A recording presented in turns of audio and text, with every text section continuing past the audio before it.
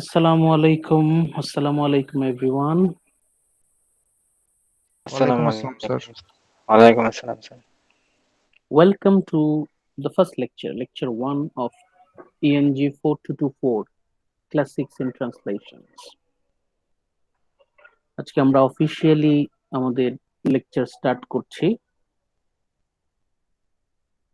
আজকে এই স্লাইডটা অলরেডি আপনাদের মেসেঞ্জার গ্রুপ এবং গুগল ক্লাসরুমে অ্যাভেলেবল আছে।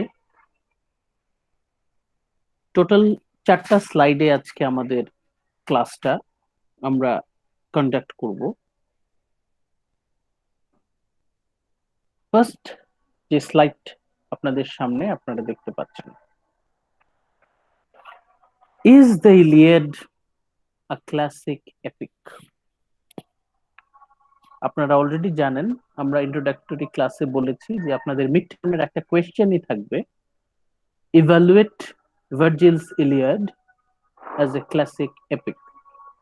ইলিয়াডকে আমাদের দুইটা পার্সপেক্টিভ থেকে অ্যাপ্রিশিয়েট করতে হবে, অ্যানালাইজ করতে হবে।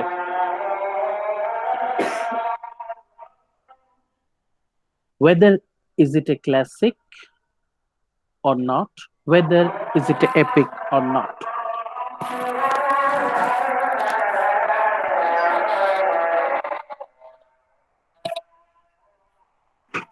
আমরা যদি ইলিয়াডকে একটা ক্লাসিক এপিক হিসেবে অ্যাপ্রিশিয়েট করতে চাই, আমাদের প্রথমে জানতে হবে যে ক্লাসিক মানে কি, হোয়াট ইজ অ্যাকচুয়ালি ক্লাসিক। আমাদের ক্লাসিকের ডেফিনেশন জানা জরুরি, এপিকের ডেফিনেশন জানা জরুরি। স্যার আসসালামু আলাইকুম। ওয়ালাইকুম আসসালাম। এপিকের মানে কি? What is the definition of epic? Epic is a long narrative poem. Yes, and obviously epic is a very extraordinarily long narrative poem. Long মানে হচ্ছে বড়, সাইজ অনেক বড় হবে। ন্যারেটিভ পোয়েম মানে কি কেউ বলতে পারবেন? ন্যারেটিভ পোয়েম Deeply explain করা। আরেকটা মিনিং আছে ন্যারেটিভের। স্যার নিজের কোনো কিছু গল্প আকারে বলা। ভেরি গুড, কাছাকাছি। ন্যারেটিভ মানে হচ্ছে স্টোরি। আমরা বলি না গল্প, ন্যারেটিভ মিনস স্টোরি। যখন আমরা একটা কবিতার মধ্যে একটা গল্প খুঁজে পাবো, আপনার দেখতে পাচ্ছেন এটা দেখতে কবিতার মতো, কিন্তু ভেতরে আমরা গল্প খুঁজে পাচ্ছি, then that long poem is called a narrative. Narrative যদি আমরা কোনো কবিতাকে দাবি করতে চাই, তাহলে আমাদের দুইটা জিনিস খেয়াল রাখতে হবে। Number one, is it a story, is it telling a story. আমরা কি গল্প পাচ্ছি, গল্প বলা আছে এই এপিকে? এপিক মানেই হচ্ছে এখানে we will find a story full of action and adventure, full of dynamic events. প্রচুর কাহিনী থাকবে, প্রচুর ঘটনার মধ্য দিয়ে কাহিনী এগিয়ে যাবে। ন্যারেটিভ এই বিষয়টা মানেই হচ্ছে story full of actions. Epic, a long narrative poem full of action and events. Obviously, the Iliad is an epic. আপনারা যদি খোঁজ করেন তাহলে দেখবেন ইলিয়াডের সাইজ বিশাল। Obviously, this is a long poem and it is full of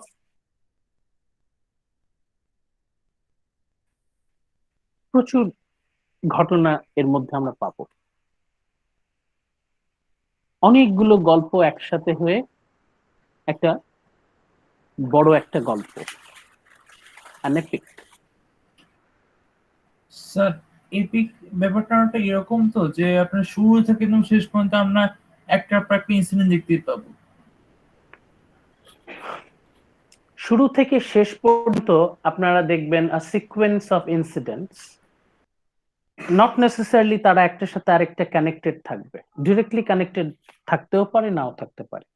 হয়তো surface লেভেলে আপনি কানেকশন পাবেন না, বাট ডিপ লেভেলে there is an inherent connection. Classic, এখন আমাদের প্রশ্ন হচ্ছে ইজ ইট এ ক্লাসিক? আমরা আপনারা যদি এনসাইক্লোপিডিয়া ব্রিটানিকা অথবা ডিকশনারি অফ লিটারি টার্মস, এখানে যদি আপনি ক্লাসিকের সংজ্ঞা খুঁজে বের করতে চান, আপনি যদি if you try to find the definition of a classic, তাহলে আপনাকে বলবে traditionally ancient Greek and Roman literature. Ancient Greek and Roman literature, Greece এবং ইটালিতে আজকে থেকে হাজার হাজার বছর আগে যে সাহিত্য রচনা হয়েছিল সেগুলোকেই মূলত ক্লাসিক বলা হয়।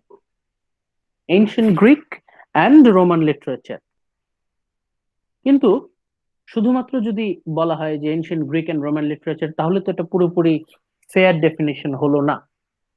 আরো কিছু বৈশিষ্ট্য থাকলে আমরা তাকে ক্লাসিক বলতে পারি। এখন আমি সরাসরি আপনাদেরকে বলবো না, আপনারা এই স্লাইডটা স্টাডি করে আপনারা নিজেরা বের করার চেষ্টা করবেন যে ক্লাসিক লিটারেচার, একটা ক্লাসিক, আমরা যদি কোনো লিটারেচারকে ক্লাসিক বলতে চাই তাহলে কি কি বৈশিষ্ট্য সেটা থাকা অবশ্যই জরুরি। আমি সরাসরি বলছি না, আপনাদেরকে কোয়েশ্চেন আকারে কিছু ক্লু দেয়া হচ্ছে, আপনারা সেখান থেকে অ্যাজিউম করার চেষ্টা করবেন। আমাদের এই স্লাইডে ফার্স্ট পয়েন্ট যেটা, সেটা আমরা একটু আলোচনা করি। কোয়েশ্চেন ছিল, is the Iliad a classic epic? এই কোয়েশ্চেনের অ্যান্সার করতে চাইলে সবার আগে এই কোয়েশ্চেনের অ্যান্সারটা আমাদের বের করতে হবে যে is it a recognised and established work of art in world literature? দেখেন, প্রথম কোয়েশ্চেনে কিছু বৈশিষ্ট্য লেখা আছে, যেমন রিকগনিশন, রিকগনাইজড।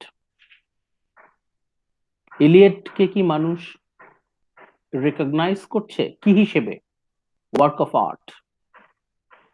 ইলিয়েডকে কি মানুষ, ইলিয়েড কি already established in world literature as a work of art? Recognition and establishment, স্বীকৃতি এবং প্রতিষ্ঠা। স্বীকৃতি বলতে শুধু আপনি আমি যদি ক্লাসিক বলি তাহলে হবে না, সবাইকে একসাথে সম্মত হতে হবে যে this is a classic, this is an work of art, শিল্পকর্ম। ওয়ার্ক অফ আর্ট, শৈল্পিক গুণাবলী থাকতে হবে, শিল্পমান সম্মত হতে হবে। রিকগনিশন অ্যান্ড এস্টাবলিশমেন্ট, প্রতিষ্ঠা। ট্র্যাডিশনাল আইডিয়া অনুযায়ী অ্যাটলিস্ট 200 ইয়ার্স, 200 বছর ধরে, কমপক্ষে 200 বছর ধরে যদি কোনো সাহিত্যকে আমরা ওয়ার্ক অফ আর্ট বলে স্বীকৃতি দেই, কমপক্ষে অ্যাটলিস্ট ফর 200 ইয়ার্স, তাহলে আমরা তাকে ক্লাসিক বলতে পারি।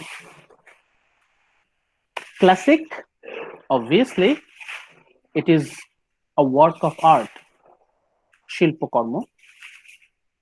It is recognized by everyone and it has been established for at least 200 years. এখন 200 বছর এটা সব জায়গায় হয়তো এটাকে মানে মানা হয় না, but it should as a work of art. Sir এখানে কি মানে 200 বছর বলতে এটা বোঝানো হচ্ছে যে লং টার্ম ধরে এরকম কিছু? লং পিরিয়ড, হ্যাঁ, একটা লম্বা সময় ধরে মানুষ স্বীকৃতি দেবে যে এটা একটা শিল্পকর্ম। এখন আপনারা যদি ইন্টারনেটে একটু সার্চ করেন তাহলে দেখবেন যে ইলিয়াডের বয়স অলমোস্ট 2800 ইয়ার্স, 2800 বছরের পুরাতন মহাকাব্য এই ইলিয়াড। Almost 2800 800 years old. 2800 বছরেরও বেশি সময় ধরে it is recognized by everyone, সবাই এটাকে স্বীকার করে নেয় নিঃসন্দেহে as a work of art.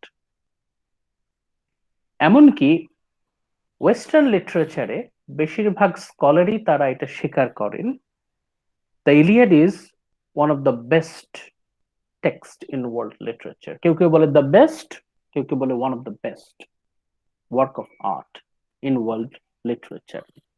সবাই এটাকে স্বীকার করে। It has been recognised by every scholar and it has been established for more than 2800 years. 2800 বছর ধরে সবাই এটাকে বলছে a work of art. এবার আমরা দ্বিতীয় প্রশ্নে আসি। Does it portray basic human emotions? ইলিয়াডে কি আমরা বেসিক হিউম্যান ইমোশন পাই? বেসিক হিউম্যান ইমোশনস, বেসিক মূল মানব অনুভূতি। আমাদের কিছু বেসিক ইমোশনস আছে, যেমন এক্সাম্পল গ্রেশিয়া, ইজি ফিয়ার, ভয়, জেলাসি, হেট্রেড, লাভ। এগুলো হচ্ছে আমাদের বেসিক ইমোশন। বেসিক ইমোশন হচ্ছে আমাদের সবচেয়ে সিম্পল ইমোশন গুলোর মধ্যে, যেগুলো আমাদের সবার মধ্যে থাকে, সার্বজনীন, সবার মধ্যে থাকে, ইউনিভার্সাল ইমোশনস, যেটা যারা উচ্চবিত্ত তাদের মধ্যেও আমরা পাবো, মধ্যবিত্ত তাদের মধ্যেও পাবো, যারা নিম্নবিত্ত তাদের মধ্যেও আমরা এই ইউনিভার্সাল ইমোশন গুলো খুঁজে পাবো। যদি আমরা কোন একটা এপিকের মধ্যে basic human emotion, universal human emotion গুলো পাই, তাহলে আমরা কি বলতে পারি?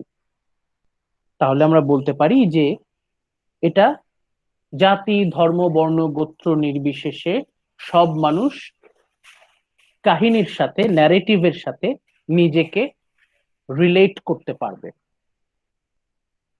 নিজেকে অ্যাটাচড করতে পারবে।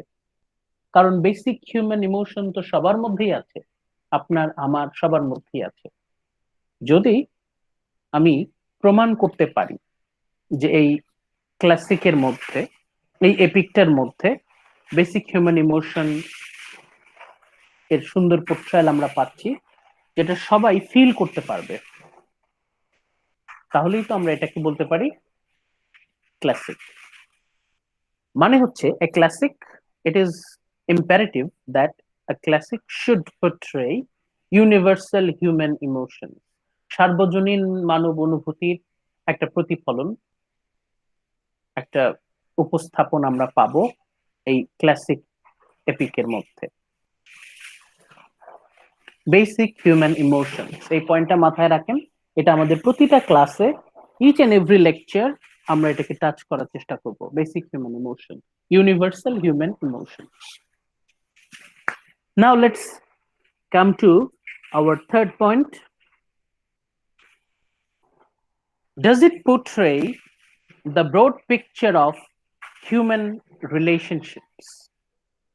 মানুষের যে সম্পর্ক, মানুষের যে সম্পর্ক, এটা পারিবারিক সম্পর্ক হতে পারে, রোমান্টিক রিলেশনশিপ হতে পারে, ফ্রেন্ডশিপ হতে পারে, যে কোনো মানব সম্পর্ক। পারিবারিক সম্পর্ক যেমন বাবা মা, বাবা এবং মায়ের সম্পর্ক, বাবা ছেলের সম্পর্ক, বাবা মেয়ের সম্পর্ক, মা ছেলে, মা মেয়ে, ভাইয়ের সাথে ভাইয়ের সম্পর্ক, ভাইয়ের সাথে বোনের সম্পর্ক, বোনের সাথে বোনের সম্পর্ক, এই যে রিলেশনশিপ, অথবা প্রেমিকের সাথে প্রেমিকার সম্পর্ক, স্বামীর সাথে স্ত্রীর সম্পর্ক, শিক্ষকের সাথে ছাত্রের সম্পর্ক, গুরুর সাথে শিষ্যের সম্পর্ক, বন্ধুর সাথে বান্ধবী, বান্ধবীর সাথে বান্ধবী, বন্ধুর সাথে বন্ধুর সম্পর্ক।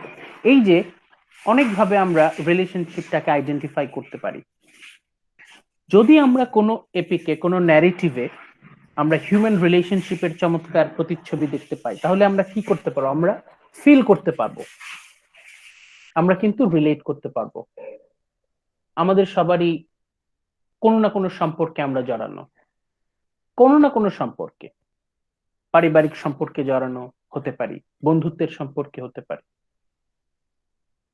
তারপর সামাজিক আরো অন্য নানা রকম সম্পর্ক থাকতে পারে, ইভেন কলিগ, যারা সহকর্মী তাদের সাথে সম্পর্ক, বস অ্যান্ড কর্মচারী তাদের সম্পর্ক, এগুলো কিন্তু প্রত্যেকটাই এক্সাম্পলস অফ হিউম্যান রিলেশনশিপস।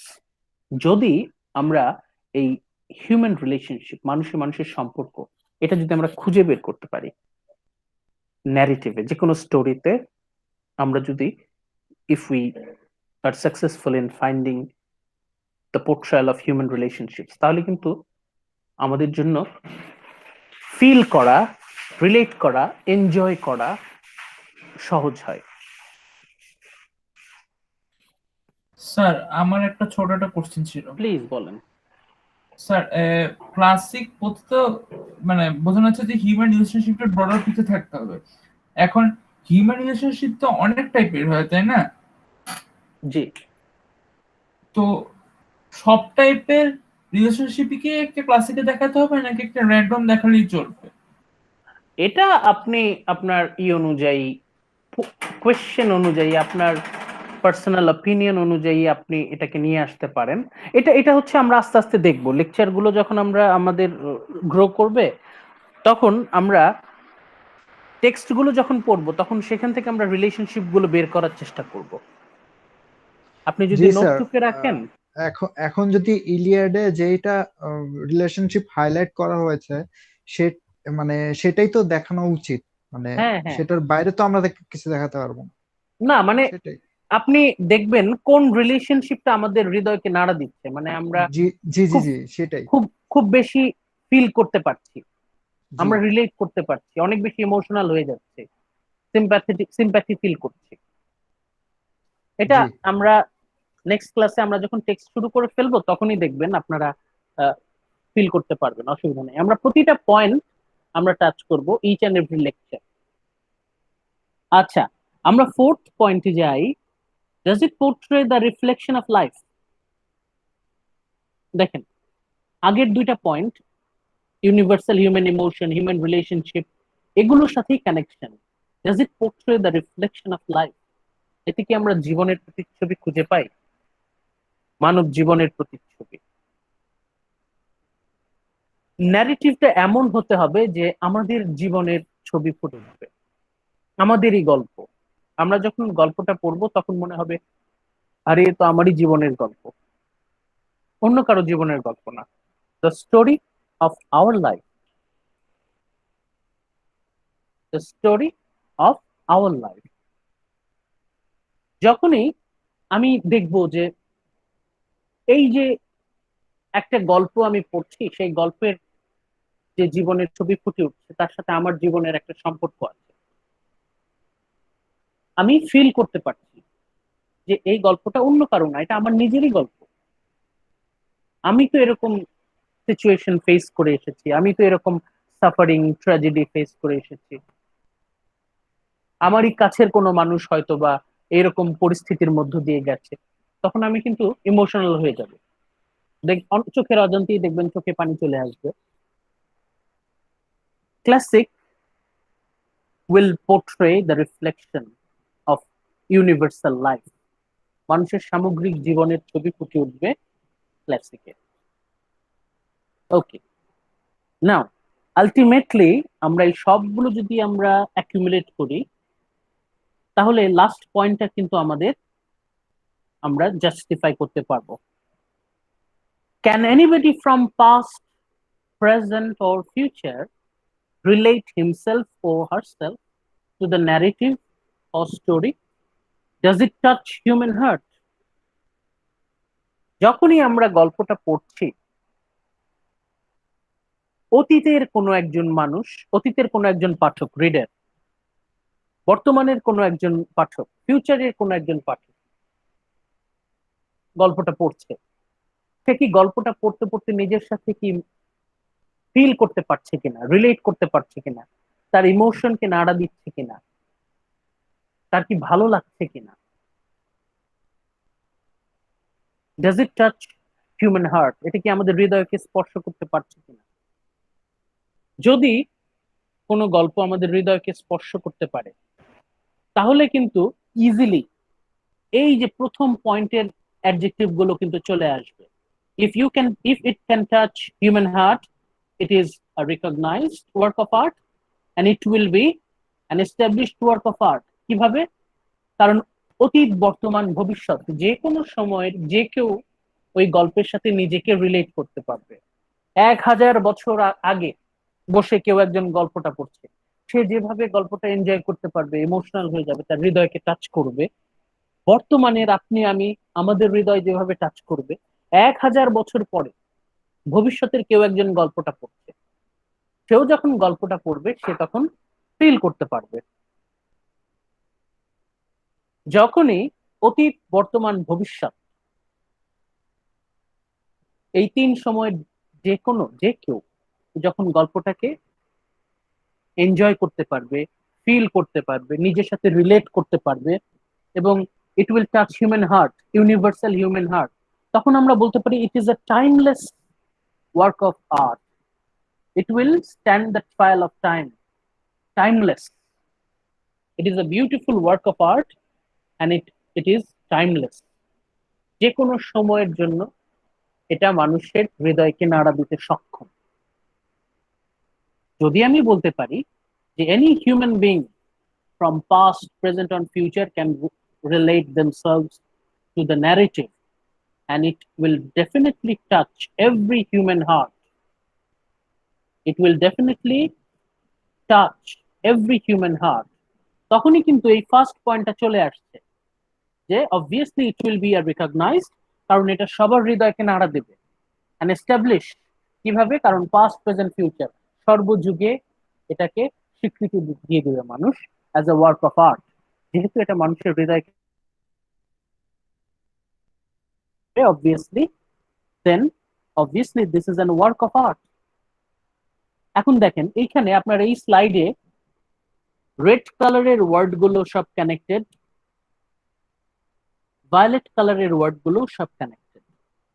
এখান থেকে আপনারা মোটামুটি যদি একটা আইডিয়া নিতে পারেন, তাহলে কিন্তু ক্লাসিক লিটারেচারের একটা সংজ্ঞা, একটা ডেফিনিশন কিন্তু এখান থেকে আমরা বের করে নিতে পারি।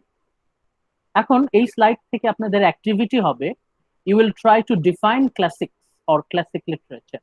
একটু চেষ্টা করবেন কি আপনারা নিজেরা, একটা ওপেন ডিসকাশন হোক, আপনারা সবাই এই ক্লাসিক লিটারেচার বলতে কি বুঝি এটা আমরা সবাই মিলে আমরা একজন আরেকজনের সাথে শেয়ার করি সহজ ভাষায়।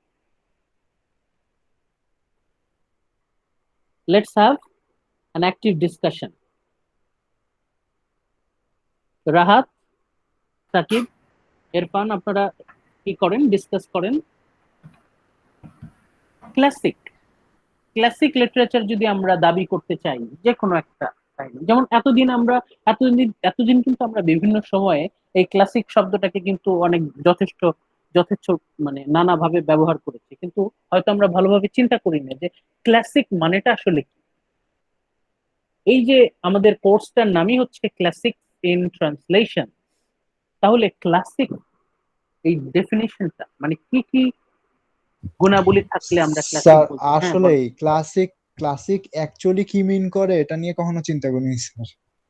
হ্যাঁ, এখন যেহেতু আমাদের কোর্সটাই হচ্ছে ক্লাসিক্স ইন ট্রান্সলেশন, এই জিনিসটা আমাদের আনতে হবে। প্লাস আপনাদের তো এটা একটা ব্রড কোয়েশ্চেন থাকবেই,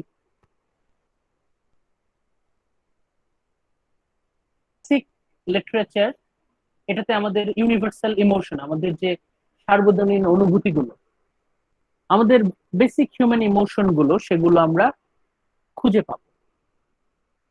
মানুষের যে সম্পর্ক, তার একটা প্রতিচ্ছবি খুঁজে পাবো। আমাদের জীবনের প্রতিচ্ছবি খুঁজে পাবো যখনই আমরা আমাদের সার্বজনীন অনুভূতিগুলো খুঁজে পাবো। Universal human emotions, human relationship, reflection of life, অন্তত এই তিনটা যদি আমরা খুঁজে পাই, তাহলেই কিন্তু আমরা নিজেদেরকে রিলেট, শুধু আমরা না, অতীত, বর্তমান, ভবিষ্যতের যে কেউ এই গল্পের সাথে নিজেকে রিলেট করতে পারবে। তখনই সে বলবে this is a work of art it will be recognized by everyone, and it will be established. It will gain timeless quality. It will stand the trial of time. হাজার হাজার বছর পরেও এটাকে মানুষ ক্লাসিক বলবে, হাজার হাজার বছর আগেও মানুষ এটাকে ক্লাসিক বলতো। যখনই স্যার অনেস্টলি বললে এখন মনে হচ্ছে যে এপিকের চেয়ে ক্লাসিক লেখাটা আরো অনেক, আপনার কি বলবো, টাফ। এপিক তো ধরেন একটা স্ট্রাকচার ফলো করলে লিখে ফেলাই যায়। লং ন্যারেটিভ পোয়েম ধরেন আপনি প্রতিদিন 200 লাইন করে লিখলেন, প্রতিদিন 200 লাইন করে লিখছেন, তাহলে আপনার 300 দিনে কত? 3 into 6, 6000, 60,000, 60,000, মানে এক বছরে আপনি ইজিলি 60,000 লাইন লিখতে পারছেন। 2 বছরে 1,20,000 লাইন, এবং এর মধ্যে যদি আপনি একটা গল্প ঢুকিয়ে দেন তাহলে তো এপিক হয়ে যায়। কিন্তু এপিকের ব্যাপারটা হচ্ছে এখানে আরো কিছু মানে রিদমের ব্যাপার আছে, রাইমিং এর রিদমের ব্যাপার আছে, মিটারের ব্যাপার আছে, ওগুলো আলাদা। তবে এপিক মানে অলরেডি যেটা আমরা ডিসকাস করলাম, a long narrative poem. Obviously the Iliad is a long narrative poem and it is also a classic. এখন এখানে যে বিষয়গুলো, এটা কিন্তু আমাদের জাস্ট পরবর্তী যে আমরা 10টা ক্লাস জুড়ে ইলিয়াডটা স্টাডি করব, আমাদের নেক্সট 10 ক্লাস আমরা কিন্তু এই পয়েন্টগুলোর উপরেই আসবো। এই পয়েন্টগুলো আমাদের বারবার টাচ করতে হবে। আমরা টেক্সট পড়বো, ইলিয়াড পড়বো, আর খুঁজে বের করার চেষ্টা করব যে কোথায় আছে বেসিক হিউম্যান ইমোশন। আমরা এই পার্টটা পড়ে কি বেসিক হিউম্যান ইমোশনস খুঁজে পাচ্ছি, আমরা এই পার্টটা পড়ে কোন কোন রিলেশনশিপ খুঁজে পাচ্ছি, আমরা এই পার্টে কি রিফ্লেকশন অফ লাইফ পাচ্ছি। আলটিমেটলি এইগুলো খুঁজে পাওয়ার পর আমরা কি আমাদের নিজেদের সাথে রিলেট করতে পারছি কিনা, রিলেট করার পর গল্পটা কি আমাদের হৃদয়কে স্পর্শ করছে কিনা, আমরা কি এনজয় করতে পারছি কিনা, আমরা কি ইমোশনাল হয়ে যাচ্ছি কিনা। যদি আমরা এটাই বলতে পারি যে অতীত, বর্তমান, ভবিষ্যৎ যে কোনো সময়ের যে কেউ এই গল্পের সাথে নিজেকে রিলেট করতে পারবে, তখনই কিন্তু আমরা এটাকে ক্লাসিক বলে দাবি করতে পারি।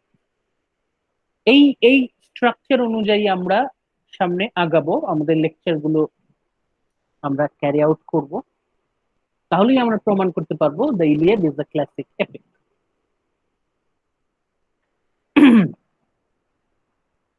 এবার আমরা আমাদের মেজর ক্যারেক্টার, এই ভার্জিলস এলিয়াড, এখানে তো ইলিয়াডে আপনি অনেকগুলো ক্যারেক্টার পাবেন, হান্ড্রেডস অফ ক্যারেক্টার, শতাধিক, মোর দেন 100 ক্যারেক্টার। সবগুলো ক্যারেক্টার সম্পর্কে জানা এটা মোটেও যৌক্তিক না। আমরা ফোকাস করব দ্য মেজর ক্যারেক্টার, যাদের কথা না জানলেই না। দ্য মেজর ক্যারেক্টার কারা কারা? অ্যাগামেমনন। অ্যাগামেমনন নামটা একটু জটিল, কিন্তু আমাদের মনে রাখতে হবে কারণ এটা আমাদের কাজে লাগবে। AGA, অ্যাগা, MEM, মেম, NOM, স্যার AGA, এখানে MEM, সব নামই মোটামুটি স্যার দাঁত ভাঙার মতো, জিউস ছাড়া। হ্যাঁ, আমরা আস্তে আস্তে এটা যাই। Agamemnon, Agamemnon, Agamemnon. Who is Agamemnon? The king of Mycenae and the leader of the Achaean army. আক্কাইয়ান শব্দটার মানে হচ্ছে এনশিয়েন্ট গ্রিক। প্রাচীন গ্রিক জাতিকে বলা হতো আক্কাইয়ান। এই গ্রিকদের লিডার, সুপ্রিম কমান্ডার হচ্ছেন অ্যাগামেমনন। অ্যাগামেমননকে মাইসিনির রাজা, রাজত্বের নামটাও কিন্তু যথেষ্ট কঠিন, মাইসিনি, and he is the supreme commander, the leader of the Achaean army, Greek army, commander in chief, supreme commander. এরপর আছে আমাদের one of the most one of the most significant characters of Iliad, Achilles. কেউ কেউ বলে Iliad মহাকাব্যের protagonist, central character হচ্ছেন Achilles.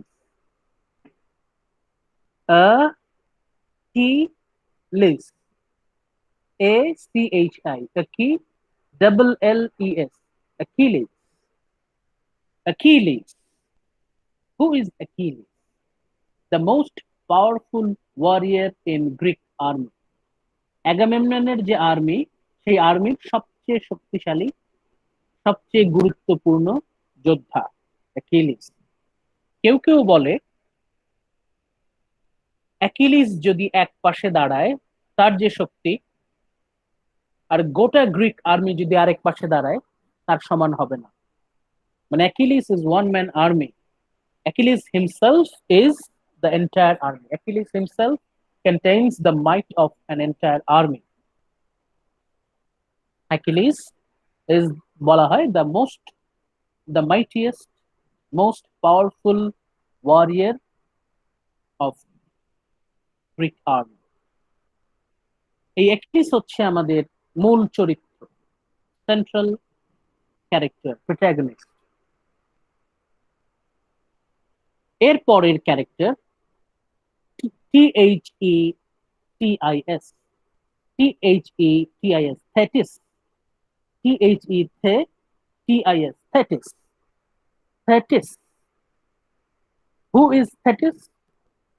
Thetis is a sea nymph, minor goddess. Nymph মানে হচ্ছে ছোট ছোটখাটো দেবী, মানে not first row goddess, minor, অপেক্ষাকৃত কম শক্তিশালী দেবী। উনি থাকেন হচ্ছে সমুদ্রে, sea nymph. Thetis is a sea nymph, আর সবচেয়ে বেশি গুরুত্বপূর্ণ পরিচয় তার the devoted mother of Achilles, অ্যাকিলিসের মা। অ্যাকিলিস, তার মা হচ্ছে একজন দেবী, sea nymph. Thetis is the devoted mother of Achilles. Thetis সম্পর্কে আমরা নেক্সট ক্লাসে আরো ভালো করে জানবো। পরবর্তী মেজর ক্যারেক্টার যাকে আমাদের জানা জরুরি, সেটা হচ্ছে Zeus, Z-E-U-S, Z-E-U-S, Zeus. Zeus is the supreme king of the gods and goddesses, সবচেয়ে গুরুত্বপূর্ণ god, the most significant god in Greek mythology. Greek mythology যদি আপনারা স্টাডি করেন, তাহলে দেখবেন সবগুলো কাহিনীতে জিউসের ইন্টারফারেন্স আছে। Zeus is a very significant character in Greek mythology.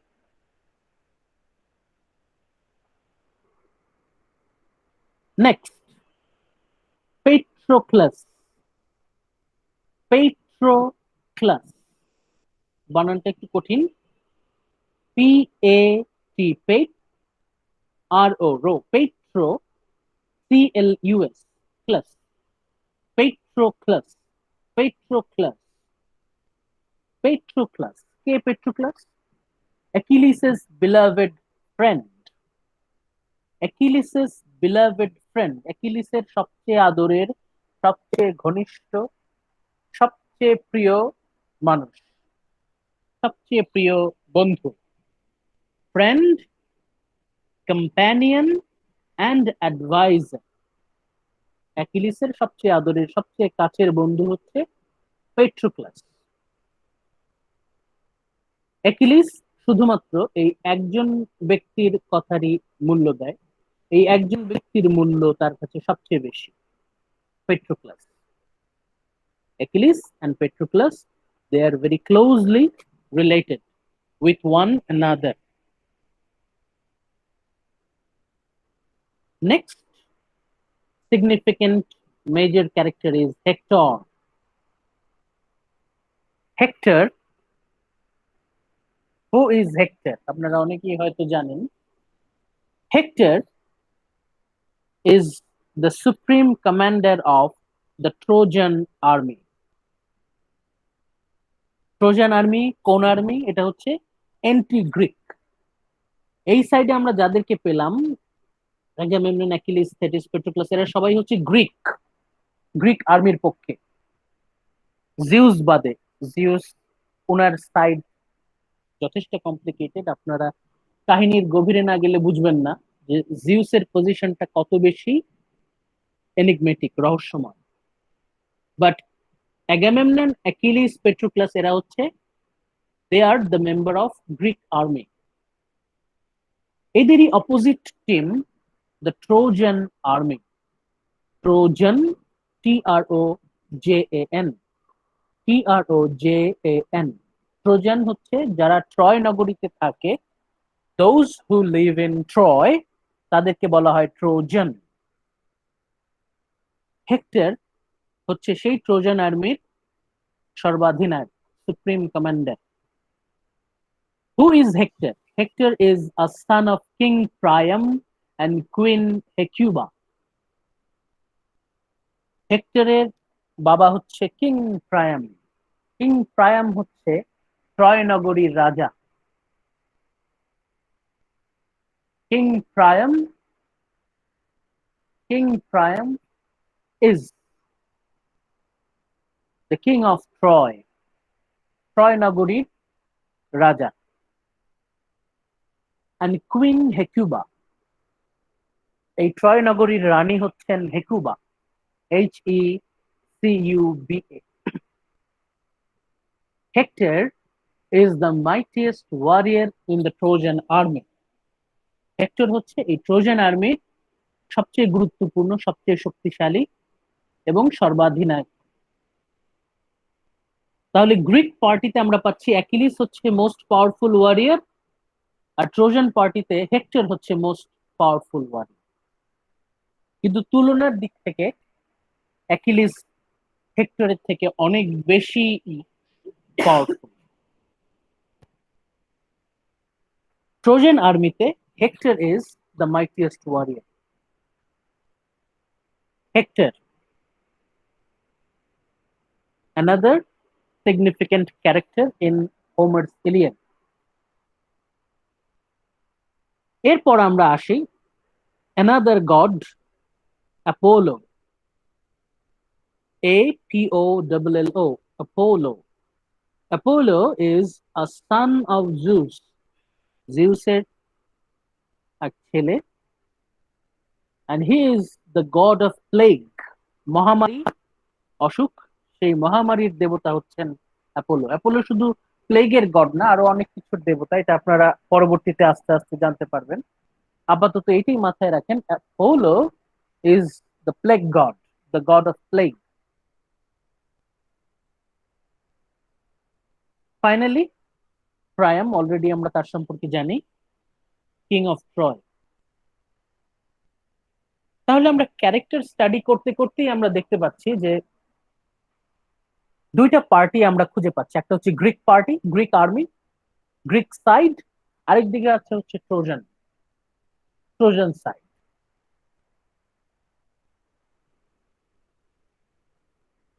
এই হচ্ছে আমাদের মেজর ক্যারেক্টার্স, যাদেরকে আমরা মাথায় রেখে নেক্সট স্লাইডে যাচ্ছি। স্যার এটা কি ক্লাশ? আমার মনে হচ্ছে আমি এরকম একটা মানে পোয়েম পড়েছিলাম, আমাদেরকে নুজাত ম্যাম পড়াইলো যে দুই গ্রুপ আছে যারা টোটালি মানে দুইটা গডে বিলিভ করে, এই টাইপের কিছু।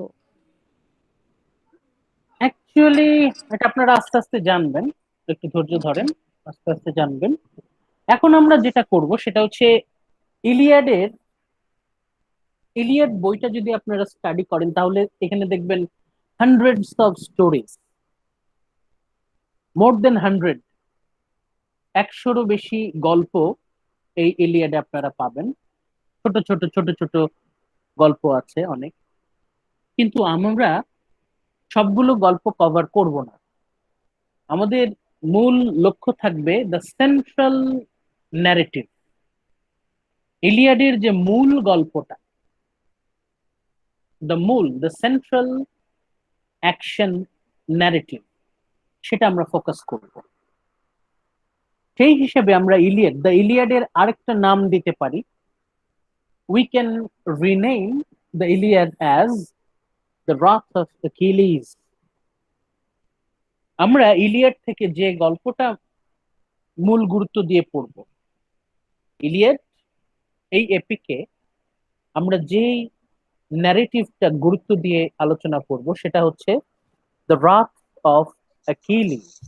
স্যার তাহলে কি আমরা বলতে পারি ইলিয়াডের সেন্টার ক্যারেক্টার হচ্ছে এখিলিস? এখনই এত তাড়াতাড়ি তো বলতে পারবেন না, এটা আস্তে আস্তে আপনারা ফিল করতে পারবেন আশা করি। আচ্ছা স্যার। আচ্ছা, ইলিয়াডকে আমরা আরেকটা নাম দিতে পারি, নামটা কি? We can rename the Iliad as the the wrath wrath of of Achilles. Achilles. Wrath মানে কি? কেউ কি বলতে পারবেন রাথ মানে?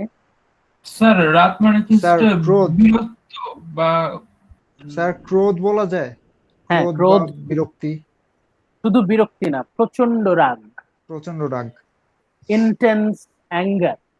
ছোটখাটো বিরক্তি বা ছোটখাটো রাগ না, এটা হচ্ছে ভয়ঙ্কর ধ্বংসাত্মক রাগ, স্যার ডিস্ট্রাকটিভ অ্যাঙ্গার। স্যার আমার একটা কোশ্চেন ছিল, মানে আমার একটা ইন্টারেস্ট জাগছে, সেটা হচ্ছে কি মানে এই জায়গায় কি আমরা অ্যাকিলিক্স আর হেক্টরের কোনো পার্সোনাল ক্ল্যাশ দেখতে পাবো? হ্যাঁ, দেখতে পাবো। অবভিয়াসলি। আচ্ছা, আপনারা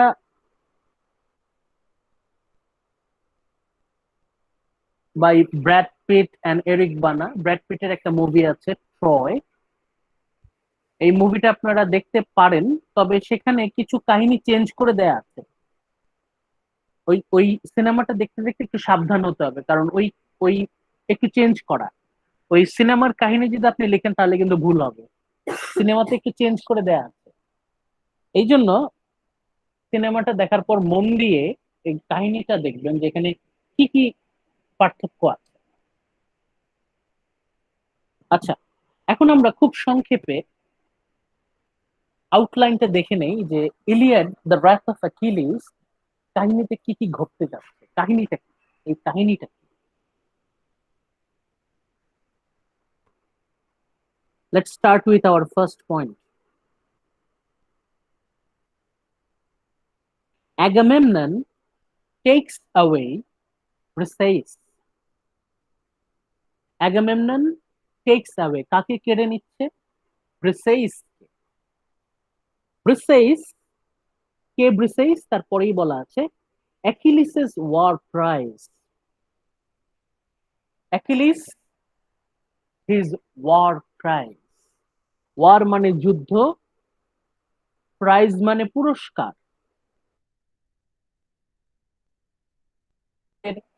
স্বীকৃতি স্বরূপ যখন সৈনিকদের পুরস্কার দেওয়া হয়, যেটা আমাদের কালচারে বলা হয় মেডেল অফ অনার, বীরত্বের স্বীকৃতি স্বরূপ মেডেল দেওয়া হয়। In ancient Greek culture medal দেওয়া হতো না, মেডেলের পরিবর্তে তাদেরকে সম্পদ দেয়া হতো, সোনাদানা হীরা জহরত দেয়া হতো, অথবা সবচেয়ে গুরুত্বপূর্ণ সবচেয়ে মূল্যবান সম্পদ দেয়া হতো, সেটা হচ্ছে মানুষ, হিউম্যান বিং, স্লেভ। স্লেভ বা দাস, এর দাম ছিল সবচেয়ে বেশি। ইলিয়াড ন্যারেটিভটা যখন শুরু হচ্ছে তখন অলরেডি একটা ছোট ব্যাটল জয় করে অ্যাকিলিসরা ফিরে গেছে।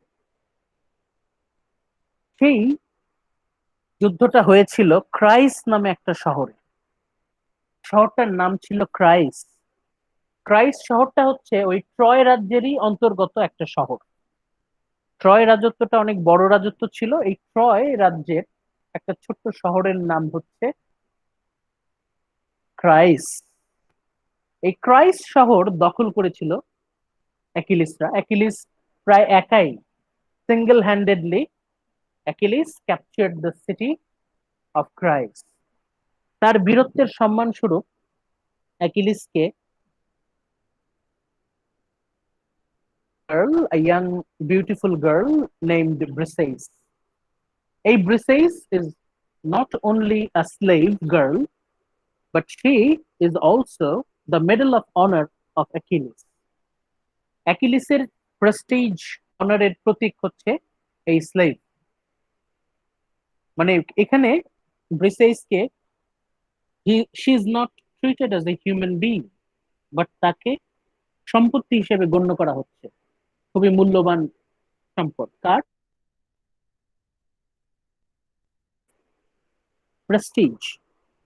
যখন অ্যাগামেমনন অ্যাকিলিসের কাছ থেকে এই ব্রিসেইসকে কেড়ে নিচ্ছে, when Agamemnon is snatching away Briseis from Achilles, তখন এটা অ্যাকিলিসের জন্য বিশাল এক অপমান, বিশাল এক অপমান, হিউজ ইনসাল্ট। একজন সৈনিকের কাছ থেকে যদি তার মেডেল অফ অনারটা কেড়ে নেওয়া হয়, একজন সৈনিকের কাছ থেকে যদি তার মেডেল অফ অনার, মেডেলটা যদি ছিনিয়ে নেওয়া হয়, কেড়ে নেওয়া হয়, তবে তার জন্য এটা বিশাল এক অসম্মান, অপমান। যখন অ্যাকিলিসের ওয়ার প্রাইজ অ্যাগামেমনন ছিনিয়ে নিচ্ছে, thus tips of Achilles' glory, কি হচ্ছে? What is the ultimate result? অ্যাকিলিসের সম্মান ছিনিয়ে নিল। শুধুমাত্র অ্যাকিলিসের ওয়ার প্রাইজ ছিনিয়ে নিল তাই না, মেটাফরিক্যালি অ্যাকিলিসের গ্লোরি ছিনিয়ে নিল অ্যাগামেমনন। শুধুমাত্র তার ওয়ার প্রাইজ ছিনিয়ে নিল তাই না, মোরওভার অ্যাগামেমনন ইনসাল্টস অ্যাকিলিস, খুবই কঠোর ভাষায়, তীব্র ভাষায় অ্যাকিলিসকে অপমান করে অ্যাগামেমনন। গত স্লাইডে বলেছিলাম যে অ্যাগামেমননের আর্মি, গোটা আর্মি একদিকে আর অ্যাকিলিস অন্যদিকে, তাও অ্যাকিলিসের শক্তি তাদের থেকে বেশি। তাহলে কতখানি গুরুত্বপূর্ণ ছিল অ্যাকিলিস? সেই অ্যাকিলিসকে অ্যাগামেমনন যখন অপমান করছে, তখন সেটা অ্যাকিলিসের জন্য অনেক বেশি কষ্টের, অনেক বেশি অপমানের। What is the consequence as a result? As a result, Achilles is infuriated. এই যে একটু আগে বললাম না, wrath of Achilles, অ্যাকিলিসের ক্রোধ, তীব্র রাগ। অ্যাকিলিস প্রথমবারের মতো রেগে গেল, ভয়ঙ্কর রাগ, destructive anger। এটা কি বলছি? infuriated. Achilles is infuriated. Achilles is extremely angry. Leaves battlefield. Achilles অ্যাগামেমননকে বলল যে আমি তোমার হয়ে আর যুদ্ধই করব না, তোমার যুদ্ধ তুমি করো, আমি চললাম। Achilles leaves battlefield. অ্যাকিলিস যুদ্ধে নাই। কোন যুদ্ধ? কার সাথে কার যুদ্ধ? গ্রিক আর্মির সাথে ট্রোজান আর্মির যুদ্ধ। কেন যুদ্ধ সেটা আমরা পরে আসছি, আস্তে আস্তে আসবে। এখন আমরা দেখতে পাচ্ছি অ্যাকিলিস সে যুদ্ধক্ষেত্র, ব্যাটলফিল্ড ছেড়ে চলে যাচ্ছে। Achilles is living battlefield. যুদ্ধক্ষেত্র ছেড়ে সে কোথায় গেল? and goes to his mother Thetis. সে কাঁদতে কাঁদতে, চোখের পানি ফেলতে ফেলতে কোথায় গেল? Achilles, the mightiest Greek warrior, সে চলে গেল তার মায়ের কাছে কাঁদতে কাঁদতে। মায়ের কাছে গিয়ে সে কি করলো? অনেক কান্নাকাটি করলো। কান্নাকাটি করার পর সে কি চাইলো মায়ের কাছে? Achilles made Thetis to persuade Zeus. Achilles তার মাকে খুব করে অনুনয় বিনয় করলো যাতে তার মা জিউসের কাছে যায়। থেটিস, দ্য সি নিম্ফ, সে কোথায় যাবে? জিউসের কাছে যাবে, জিউসকে কনভিন্স করবে, পারসুয়েড করবে, রাজি করবে। কি বিষয়ে রাজি করবে? এই পার্টটা খুবই গুরুত্বপূর্ণ, আপনারা এই জায়গায় মনোযোগটা দেন। Achilles made Thetis to persuade Zeus. Achilles তার মাকে জিউসের কাছে পাঠালো যাতে জিউস রাজি হয়। কি জন্য রাজি হবে? The Greeks may suffer great losses in battles. গ্রিকরা যুদ্ধে হারতেই থাকবে, ক্ষতিগ্রস্ত হতে থাকবে। In order to realize Achilles' value in the army, in order to realize Achilles' value in the army. Sir আমার একটা কোশ্চেন আছে। আচ্ছা বলছি, এই লাইনটা আগে ক্লিয়ার করেন। জি sir.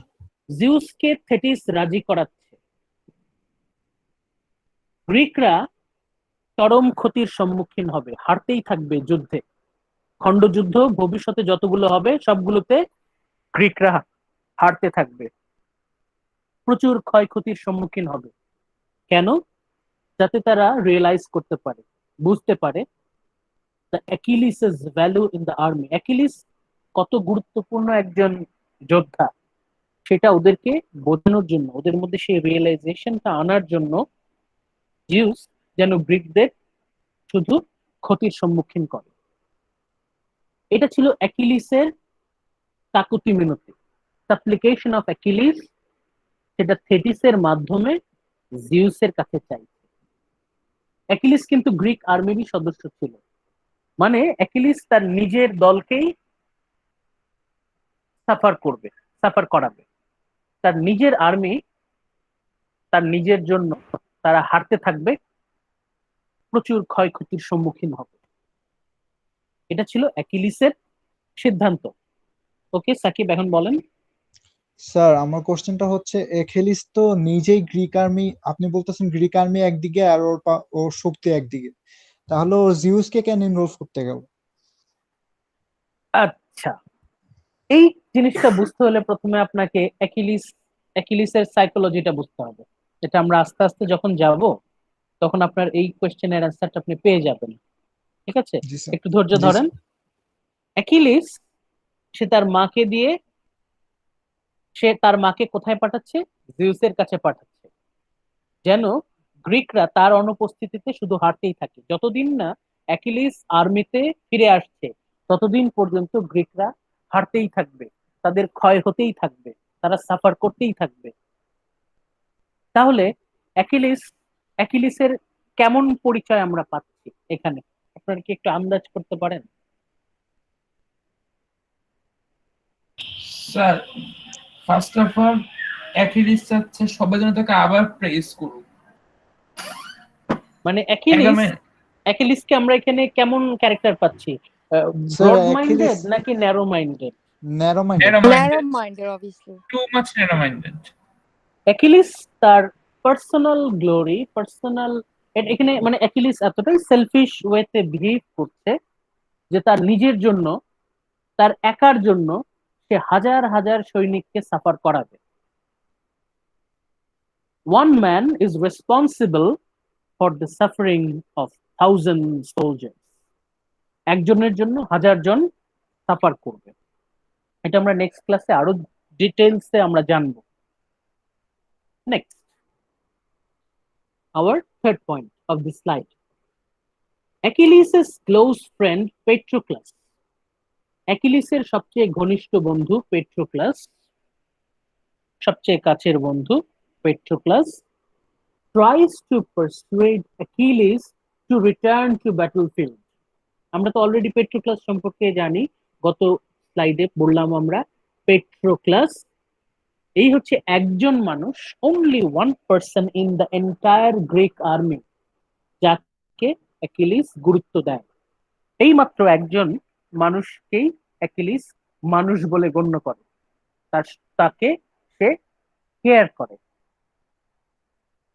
অ্যাকিলিসের close friend, অ্যাকিলিসের most closest beloved friend Patroclus tries to persuade Achilles, Achilles কে সে রাজি করানোর চেষ্টা করে টু রিটার্ন টু ব্যাটলফিল্ড, যাতে অ্যাকিলিস যুদ্ধক্ষেত্রে ফেরত আসে। কেন? অলরেডি তো জিউসের কাছে যে রিকোয়েস্টটা করেছিল সেটা সঠিক, মানে সঠিক প্রমাণিত হচ্ছে। যখনই অ্যাকিলিস চলে গেল আর্মি থেকে, তখন থেকেই গ্রিকরা সাফার করতে শুরু করে, প্রচুর ক্ষয়ক্ষতির সম্মুখীন হয়। যত বড় বড় যোদ্ধা আছে তারা সবাই সিরিয়াসলি ইনজিউর্ড হয়ে, আহত হয়ে পড়ে থাকে। মানে গ্রিকদের অবস্থা খুবই শোচনীয় হয়ে দাঁড়ায়। যখন গ্রিকদের অবস্থা খুবই খারাপ, তখন পেট্রোক্লাস অ্যাকিলিসকে রিকোয়েস্ট করে যুদ্ধক্ষেত্রে ফেরত আসার জন্য, to return to battlefield, to grieve, to save the Greek soldiers. গ্রিকদেরকে যাতে সে আবার বাঁচায়। পেট্রোক্লাস অ্যাকিলিসকে বারবার রিকোয়েস্ট করতে থাকে, এটা আমরা পরবর্তীতে ডিটেইলে দেখব অ্যাকিলিসকে খুব করুণভাবে কাকুতি মিনতি করে যুদ্ধে ফেরত আসার জন্য অনুরোধ করে পেট্রোক্লাস। কিন্তু এত কাকুতি মিনতি করার পরেও পেট্রোক্লাস যাকে সে সবচেয়ে বেশি ভ্যালু দেয়, সেই পেট্রোক্লাসের অনুরোধ পর্যন্ত অ্যাকিলিস মেনে নিল না। নেভারথেলেস অ্যাকিলিস রিমেইনস ইনডিফারেন্ট। অ্যাকিলিস তার সিদ্ধান্তে অটল। অ্যাকিলিস যুদ্ধে ফেরত আসবে না।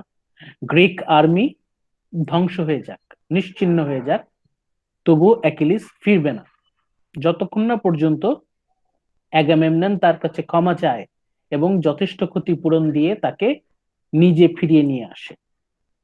অ্যাকিলিস যুদ্ধে ফিরবে না।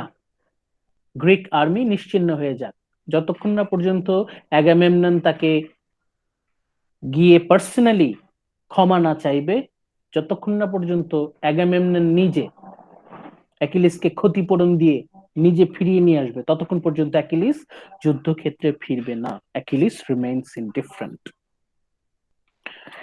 দাস এভাবেই আমরা ফোর্থ পয়েন্টে আসি। Achilles's anger causes sufferings to his fellow Greek soldiers.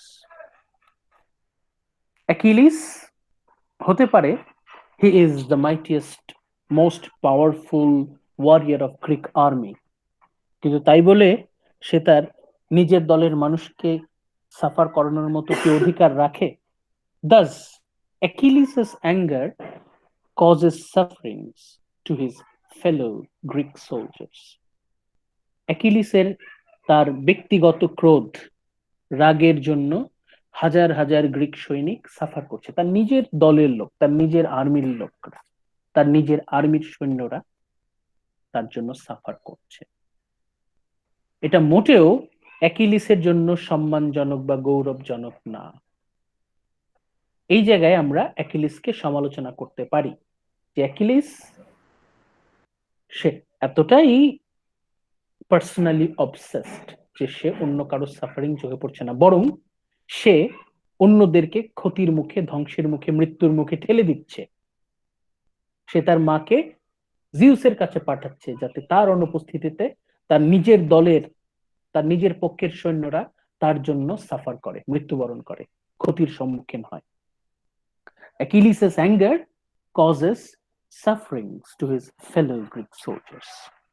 অ্যাকিলিসের তার রাগের জন্য তার দলের সৈনিকরা সাফার করছে। স্যার আমরা তো এটা ইজিলি বলতে পারি যে অ্যাকিলিস যেরকম পাওয়ারফুল সোলজার, তার ইগো তেমন powerful. Very good, thank you. Achilles তার ইগো এতটাই স্ট্রং, এবং অ্যাকিলিস সে হতে পারে শারীরিকভাবে অনেক বেশি পাওয়ারফুল, কিন্তু মনের দিক থেকে আমরা তার শক্তিমত্তার পরিচয় পাচ্ছি না। তার যার ইগো যত স্ট্রং, তার মাইন্ড ততটা ন্যারো। আচ্ছা, এখানে কিন্তু আমরা, এই হচ্ছে আমাদের ফার্স্ট, আমরা কাহিনীর প্রথম পর্বে আমরা দেখতে পাচ্ছি যে অ্যাকিলিস প্রথমবারের মতো রেগে গেল। Achilles is infuriated, Achilles is extremely angry, Achilles is extremely wrathful for the first time. প্রথমবার সে রেগে গেল। কেন রাগলো? কারণ অ্যাগামেমনন তার medal of honour, war prize তার কাছ থেকে ছিনিয়ে নিল। ওয়ার প্রাইজ ব্রিসেইস, যদিও সে স্লেভ গার্ল, কিন্তু this slave girl Briseis is the symbol of honour and pride and glory. যখন অ্যাকিলিসের কাছ থেকে যে কোনো কারণেই হোক, কারণটা আমরা পরে জানবো, যে কোনো কারণেই হোক, যখন অ্যাকিলিসের কাছ থেকে তার মেডেল অফ অনার ছিনিয়ে নিচ্ছে অ্যাগামেমনন, তারপরে উপরন্তু তাকে অপমান করা হচ্ছে। অ্যাকিলিস খুবই সেন্সিটিভ যুদ্ধের ব্যাপারে, গ্লোরির ব্যাপারে সে খুবই সেন্সিটিভ। অ্যাকিলিস তার জীবনকে বিসর্জন দিয়ে দিতে পারে গ্লোরির জন্য। সেই গ্লোরি যদি তার কাছ থেকে ছিনিয়ে নিচ্ছে, উপরন্তু তাকে মোরওভার তাকে অপমান করা হচ্ছে। অ্যাগামেমনন আর্মির সবচেয়ে গুরুত্বপূর্ণ সৈনিক অ্যাকিলিস, তাকে অপমান করা হচ্ছে। তাহলে অ্যাকিলিস সে রাগে, দুঃখে, অপমানে, অভিমানে সে অ্যাগামেমননকে বলল, আমি তোমার যুদ্ধই আর করবো না, আমি চললাম। শুধু সে গেল তাই না, তার মাকে সে পাঠালো জিউসের কাছে যাতে তার অবর্তমানে তার নিজের আর্মি হারতে থাকে, ক্ষয়ক্ষতির সম্মুখীন হয়।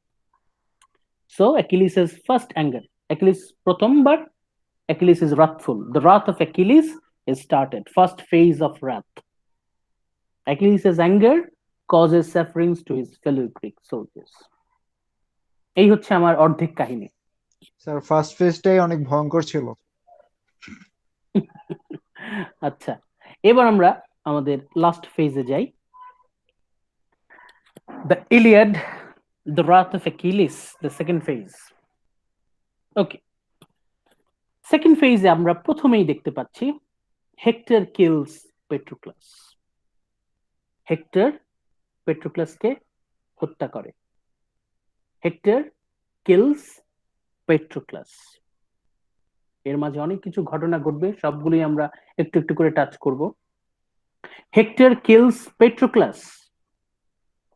অ্যাকিলিসের সবচেয়ে ঘনিষ্ঠ, সবচেয়ে কাছের, সবচেয়ে আদরের, সবচেয়ে প্রিয় মানুষ পেট্রোক্লাস is killed by Hector. Hector kills Patroclus. কিভাবে? The dearest friend of Achilles, পেট্রোক্লাসকে আমরা অলরেডি জানি অ্যাকিলিসের সবচেয়ে প্রিয়, সবচেয়ে আদরের বন্ধু। সে কি করেছিল? Who impersonated Achilles in the battlefield? এই পেট্রোক্লাস সে অ্যাকিলিসের ড্রেস, তার যুদ্ধের পোশাক, তার বর্ম, শিল্ড, আর্মার, হেলমেট, তার অস্ত্র সবকিছু নিয়ে সে অ্যাকিলিস সেজে, পেট্রোক্লাস সে অ্যাকিলিস সেজে বিভিন্ন, এর পিছনে অনেক কাহিনী আছে, আমরা পরে জানবো। পেট্রোক্লাস সে অ্যাকিলিস সেজে যুদ্ধক্ষেত্রে যায়, যুদ্ধের ময়দানে যায়। অন্য একজনকে সেজে, অন্য একজনের পরিচয় চুরি করে যাওয়া, এটাকে বলে ইম্পারসনেশন। ইম্পারসনেট করা মানে হচ্ছে আরেকজনের পরিচয়ে যাওয়া। পেট্রোক্লাস সে অ্যাকিলিসের পরিচয়ে যুদ্ধক্ষেত্রে যায়, কিন্তু সেখানে গিয়ে সে হেক্টরের হাতে মৃত্যুবরণ করে। কিন্তু হেক্টর, এটা তার সম্পূর্ণ একার ক্রেডিট না, এখানে কালার দেয়া আছে, কালার কানেক্ট করেন। Hector kills Patroclus with the help of Apollo. Hector kills Patroclus, Hector পেট্রোক্লাসকে হত্যা করে with the help of Apollo. অ্যাপোলোকে অলরেডি আমরা জানি, অ্যাপোলো, এই অ্যাপোলো হচ্ছে a very strict supporter of the Trojan. Apollo হেক্টরকে, অ্যাপোলো দ্য প্লেগ গড, তার সাহায্যে হেক্টর পেট্রোক্লাসকে মেরে ফেলে। এই পেট্রোক্লাস অ্যাকিলিসের সবচেয়ে আদরের বন্ধু। যখনই হেক্টর পেট্রোর কাহিনী ঘুরে গেল, পুরো একদম পিভটাল পয়েন্ট বলে এটাকে, পুরো কাহিনী উল্টে গেল। হেক্টর যখন পেট্রোক্লাসকে হত্যা করলো, this is the second time Achilles is angry. কেউ কেউ বলে the last time Achilles was angry. Das এভাবেই ignites Achilles' intense wrath. যখনই হেক্টর পেট্রোক্লাসকে মেরে ফেললো, তখনই he ignited Achilles' intense wrath for the last time. Achilles তখন আবার প্রচন্ড রেগে গেল, আগের থেকে রাগটা অনেক বেশি। অ্যাগামেমনন অ্যাকিলিসকে ইনসাল্ট করার পর অ্যাকিলিস যেভাবে ক্রোধান্বিত, রাগান্বিত হয়েছিল, তার থেকে অনেক গুণ বেশি রাগ হচ্ছে যখন হেক্টর পেট্রোক্লাসকে মেরে ফেলল। Hector kills Patroclus with the help of Apollo and thus ignites Achilles' intense wrath. তখন আর অ্যাকিলিসের রাগের কোনো তুলনা নাই। ভয়ঙ্কর রাগ, বিধ্বংসী, ভয়ঙ্কর, এমনই ভয়ঙ্কর রাগ যখনই আপনারা পড়বেন তখন আপনাদের গায়ে কাটা দিয়ে উঠবে, কি ভয়ঙ্কর সেই রাগ। প্রচন্ড রাগ, সে ঘুমাতে পারছে না, সে খেতে পারছে না, সে কোনো কাজই ঠিক মতো করতে পারছে না। হেক্টরকে যে কোনো ভাবে হোক প্রতিশোধ, হেক্টরের প্রতি তার প্রতিশোধ নিতে হবে। অ্যাকিলিস ইজ এক্সট্রিমলি অ্যাংরি, সে সুস্থির হয়ে কখনোই বসতে পারেনি। In order to avenge Patroclus' death, যেভাবেই হোক প্রতিশোধ, প্রতিশোধ। অ্যাকিলিসের মাথায় শুধু একটাই শব্দ, প্রতিশোধ। In any way, by hook or by crook, by any means, Achilles desired revenge. পেট্রোক্লাসের মৃত্যুর প্রতিশোধ নিতে, অ্যান্ড একই সাথে টু মিটিগেট হিজ অ্যাঙ্গার, তার এই রাগ কমাতে। বিধ্বংসী, ভয়ঙ্কর ক্রোধ, তীব্র রাগ, এটাকে কিভাবে মিটিগেট করা যায়? মিটিগেট, প্যাসিফাই করা যায়। কিভাবে এই রাগকে দূর করা যায়? একটাই উপায়। কি সেই উপায়? Achilles kills hectare. অ্যাকিলিস ঘটনাক্রমে পেট্রোক্লাসের মৃত্যুর প্রতিশোধ নেয়, হত্যার প্রতিশোধ নেয়। Achilles kills hectare. শুধুমাত্র হেক্টরকে সে হত্যা করে তাই না, and mutilates his corpse again and again. হেক্টরকে শুধু হত্যা করা হয় তাই না, হেক্টরের মৃতদেহকে ক্ষতবিক্ষত করা হয়। বারবার, শতবার হেক্টরের মৃতদেহে বারবার তরোয়ার, ছুরি দিয়ে আঘাত করা হয়, ক্ষতবিক্ষত, টুকরো টুকরো করা হয়। হেক্টরের ডেড বডিটাকে ক্ষতবিক্ষত করা হয়। তারপরেও অ্যাকিলিসের রাগ কমে না।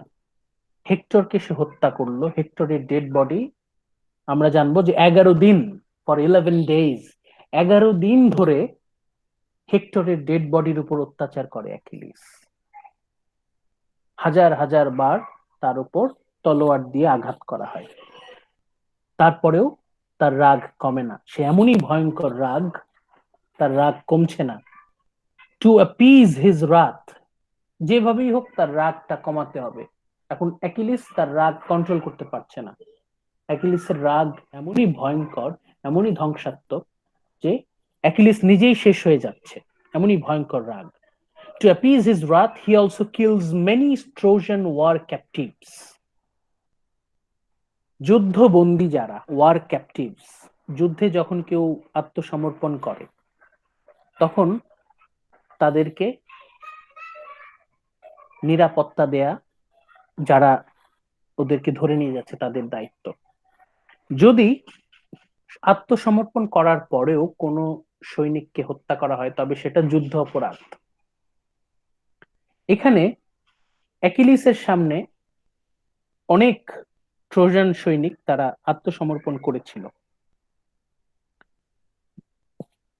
ফেয়ারনেস, হিউম্যানিটি অনুযায়ী অ্যাকিলিসের উচিত ছিল তাদেরকে কোনো ক্ষতি না করা, কিন্তু অ্যাকিলিস সে এতটাই রাথফুল, এতটাই ইনফিউরিয়েটেড ছিল যে সে নিজেকে কন্ট্রোল করতে পারেনি।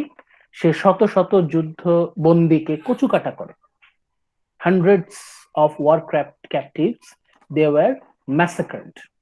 নিরস্ত্র, তারা সবাই বন্দী, যুদ্ধবন্দী, তাদেরকে সে কচুকাটা করে, একদম ম্যাসাকার করে ফেলে। এত হত্যাযজ্ঞের পরেও, এত রক্তপাতের পরেও, এত মৃত্যুর পরেও Achilles can't find peace anywhere. সে কোথাও শান্তি খুঁজে পায় না। ওর এমনই ভয়ঙ্কর রাগ ওকে কুরে কুরে খেতে থাকে। অ্যাকিলিস ওর ভেতরে টের পায় যে অ্যাকিলিসের রাগটা এতটাই ধ্বংসাত্মক, সেটা মানুষের ক্ষতি কারণ, এমনকি তার নিজেরও ক্ষতির কারণ। অ্যাকিলিস কোথাও শান্তি পাচ্ছে না, অ্যাকিলিস কিছুই করতে পারছে না। Achilles is unable to do anything about it.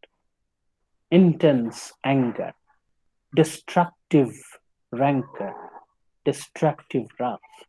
Achilles cannot find peace anywhere. Achilles কোথাও শান্তি পাচ্ছে না, কোথাও সে শান্তি পাচ্ছে না। When Zeus commands Achilles, তখন জিউস অ্যাকিলিসকে একটা নির্দেশ দিল, একটা কঠোর নির্দেশনা দেয়া হলো, to give Hector's dead body back to Priam. তখন জিউস অ্যাকিলিসকে অর্ডার দিল যে অনেক হয়েছে, enough is enough, you must return Hector's dead body to Priam. Zeus যখন অ্যাকিলিসকে নির্দেশ দিল যে তক্ষুনি হেক্টরের মৃতদেহটাকে তার বাবা কিং প্রায়ামের কাছে ফেরত দিতে হবে। কিং প্রায়াম আমরা অলরেডি জানি, the king of Troy, Trojan king, and also Hector's father, হেক্টরের বাবা প্রায়াম। এই প্রায়াম সে লুকিয়ে হি কামস টু অ্যাকিলিস, অ্যাকিলিসের কাছে আসে টু বেগ হিজ সন্স ডেড বডি। তখন ছেলের মৃতদেহ ভিক্ষা নেয়ার জন্য সে অ্যাকিলিসের কাছে লুকিয়ে আসে। জিউস তো অলরেডি অর্ডার দিয়েই ফেলেছে অ্যাকিলিসকে, কঠিন নির্দেশনা, এটা অবশ্যই পালন করতে হবে। অ্যাকিলিস ডাজ সো, অ্যাকিলিস সেই নির্দেশনা পালন করে।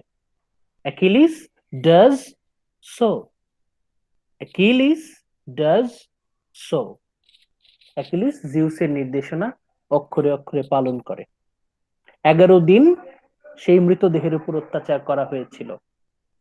যদি অ্যাপোলো হেক্টরের ডেড বডিটাকে প্রোটেক্ট না করতো, তাহলে ততদিনে হেক্টরের ডেড বডিটা ছিন্ন ভিন্ন হয়ে যেত, টুকরো টুকরো হয়ে যেত।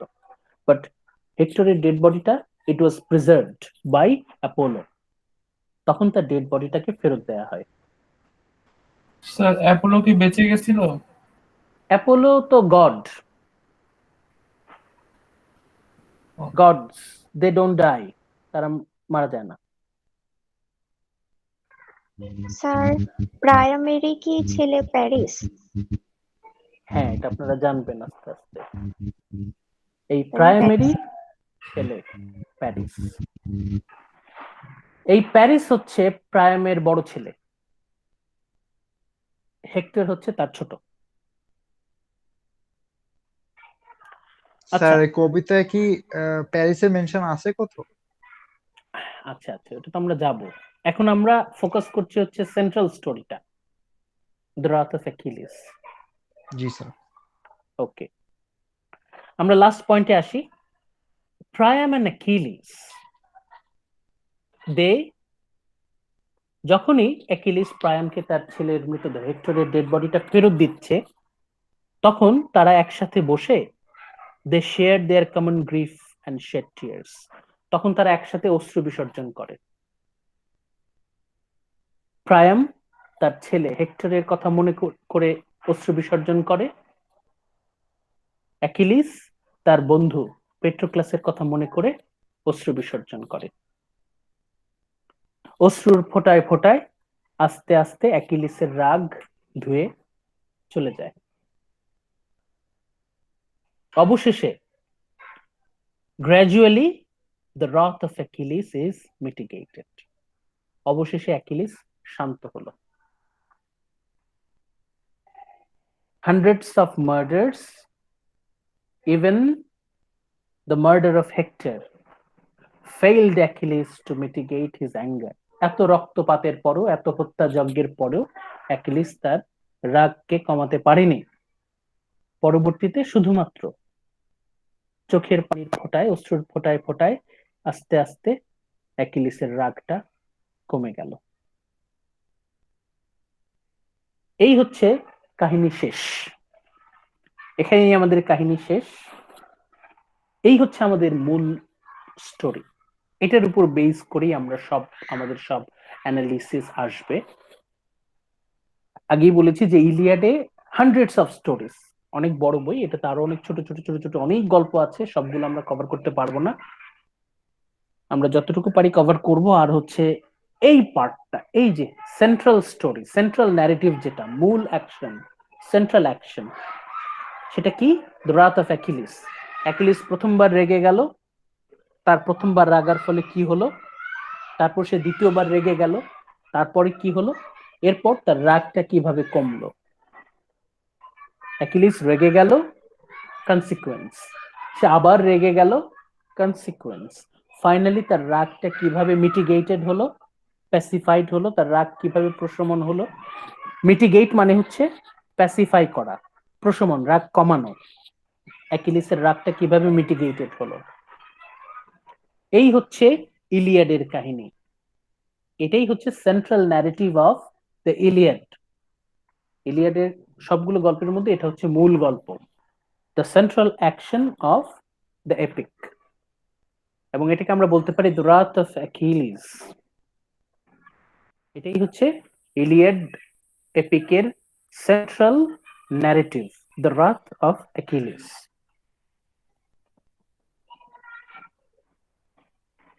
আমাদের আপনারা যখন দেখবেন এই নেটফ্লিক্সের যে ইয়েটা সিরিজটা Troy the fall of city, এটাতে যখন আপনারা দেখবেন এটার কাহিনীর সাথে আপনি অনেক মিল পাবেন, এটার কাহিনীর সাথে আপনারা মিল পাবেন। তবে এটাতে মূল চরিত্র অ্যাকিলিস না, সেক্ষেত্রে আপনারা ওইভাবে দেখতে হবে। স্যার এখানে মূল চরিত্র তো আলেকজান্ডার মনে হয়। আলেকজান্ডার, হ্যাঁ আলেকজান্ডার আছে, ওই আর আহ, হেলেন প্যারিস হেলেন হেলেন হেলেনও এখানে হেলেন খুবই হেলেন গুরুত্বপূর্ণ করে। জি স্যার, জি স্যার। হুম। আপনারা যখন মুভিটা দেখবেন ট্রয় বাই ব্র্যাড পিট, ওইখানে আবার কিছু কাহিনী চেঞ্জ করা আছে, ওটা একটু মাথায় রাখতে হবে। ওটার কাহিনীর সাথে আমাদের ইলিয়াডের কাহিনী মিলবে না, ওটা হচ্ছে বেসড অন হোমার্স ইলিয়াড। ইলিয়াডের বেস করে একটু চেঞ্জ করে ওখানে মুভিটা করার, তো কমার্শিয়াল পারপাস একটু চেঞ্জ আছে। কিন্তু আমরা যখন আমাদের এই কোর্স ক্লাসিক্স ইন ট্রান্সলেশনের জন্য আমরা যখন এটা স্টাডি করব, তখন কিন্তু খুব সাবধান থাকতে হবে যে কি কি জায়গায় আলাদা। যেহেতু অনেকগুলো ন্যারেটিভ, সেই জন্য আপনাদের ফোকাস রাখার জন্য এটা হচ্ছে আমাদের সেন্ট্রাল ন্যারেটিভ, রাত অফ অ্যাকিলিস। এখানে যা যা ঘটনা ঘটছে অন্তত এই পার্টটা যেন আপনারা ভুল না করেন। Okay sir.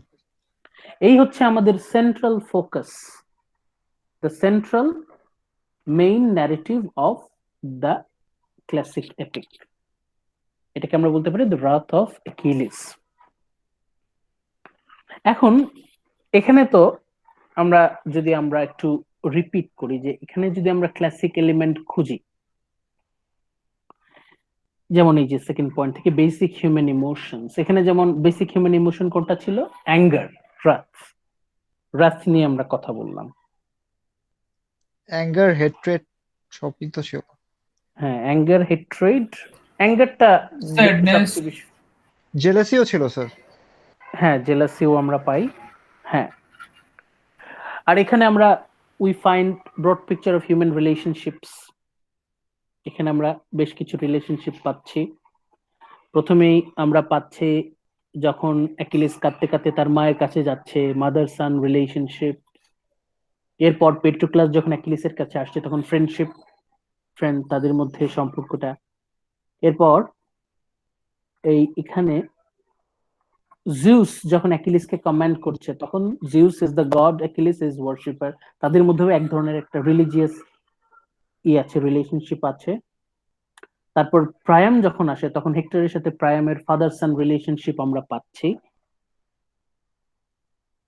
প্রায়াম এন্ড অ্যাকিলিস এরা যখন একজন আরেকজনের সাথে গল্প করছে, তখন কিন্তু এরা কম্প্যানিয়ন, এটাও কিন্তু একটা সম্পর্ক। Priam and Achilles they share their common grief, তারা তাদের যে কমন সাধারণ তাদের যে দুঃখটা, সেটা একজনের সাথে আরেকজন শেয়ার করছে, তারা একসাথে অশ্রু বিসর্জন করছে, তারা একসাথে কাঁদছে। তাহলে এটাও তো একটা সম্পর্ক, এখানেও আমরা আপনারা একটা হিউম্যান রিলেশনশিপ পাবেন।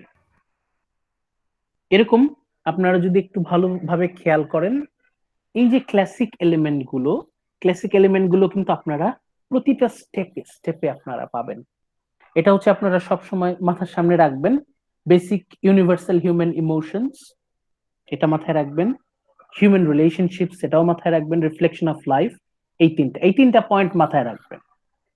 Basic universal human emotions, human relationships, reflection of life, এই তিনটা যখনই মাথায় রাখবেন, তখনই এই তিনটা লেন্স, এই তিনটা পয়েন্টের আলোকে আমরা কিন্তু টেক্সট গুলো জাজ করব, আমরা আরেকটু ভালো বুঝতে পারবো, আরেকটু ভালো বুঝতে পারবো।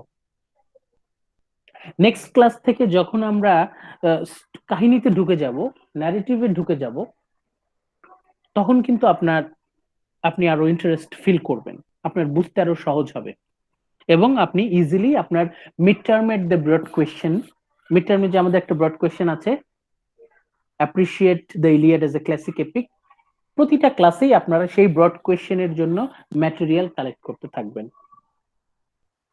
তারপর ক্যারেক্টারাইজেশন তো আছেই, প্রতিটা ক্লাসেই আপনারা ক্যারেক্টার গুলো সম্পর্কে অ্যানালিসিস পাবেন। হোমার কিভাবে খুব চমৎকার ভাবে ডায়লগের উপর বেস করে ক্যারেক্টার গুলোকে অ্যানালাইজ করে দিচ্ছেন, সেটা আপনারা পেয়ে যাবেন। এবং একই সাথে ইচ এন্ড এভরি ক্লাস, প্রতিটা ক্লাসে আপনারা থিম অফ ওয়ার, যুদ্ধের কি ছবি আপনারা পাচ্ছেন। এখানে কিন্তু অলরেডি আমরা যুদ্ধের ছবি পাচ্ছি। এই যে আগামেমনন যখন অ্যাকিলিসের ওয়ার প্রাইজ ছিনিয়ে নিচ্ছে, এখানেও কিন্তু যুদ্ধ যদি না থাকতো তাহলে যুদ্ধের ওয়ার প্রাইজ কোথা থেকে আসতো? অ্যাকিলিস যখন যুদ্ধক্ষেত্র ছেড়ে চলে যাচ্ছে এবং সে তার মাকে দিয়ে জিউসের কাছে প্রার্থনা করছে যাতে যুদ্ধে তার নিজের দল পরাজিত হতে থাকে, ক্ষয়ক্ষতির সম্মুখীন হয়, এটাও কিন্তু যুদ্ধের একটা ছবি। এই যে Achilles's anger causes suffering to his fellow Greek soldiers, এটা একটা মেটাফোর। আপনি এখনকার সময়ও আপনি দেখবেন যুদ্ধ যখন হয় তখন কিছু কিছু মানুষের স্বার্থপরতার জন্য হাজার হাজার সাধারণ সৈনিক তাদের জীবন দেয়। কখনো কখনো দেখা যায় যে জেনারেলদের বোকামির জন্য, কখনো কখনো দেখা যায় যে পলিটিশিয়ানদের নির্বুদ্ধিতা, স্বার্থপরতার জন্য সাধারণ সৈনিকরা তারা বাধ্য হয়ে অনেক অপরাধে লিপ্ত হচ্ছে। এই যে থিম অফ ওয়ার, একই সাথে দ্য পিকচার অফ লাইফ, সবকিছুই আসবে। ইচ অ্যান্ড এভরি ক্লাস আপনাদের যে মিডের 3টা ব্রড কোয়েশ্চেন, প্রতিটা ক্লাসেই আপনাদের এই ব্রড কোয়েশ্চেনের ক্লুগুলো আমি দিতে থাকবো। নেক্সট ক্লাসে আমরা মূল টেক্সটে ঢুকে যাব। আমরা আপনাদের বইটা অলরেডি অ্যাভেলেবল, আপনাদের দেখাচ্ছি, প্লিজ একটু ধৈর্য ধরেন। আপনারা অ্যাটেন্ডেন্সটা দিয়ে দেন, কাইন্ডলি অ্যাটেন্ডেন্সটা দিয়ে দেন আপনারা। স্যার অ্যাটেন্ডেন্সটা কি এখানে দিব নাকি ক্লাসরুমে দিব? না এখানেই দেন, এখানে আজকে সেভ হবে, এখানেই দিতে হবে আর কি। আচ্ছা আমি আপনাদেরকে শো করছি, একটু ধৈর্য ধরেন।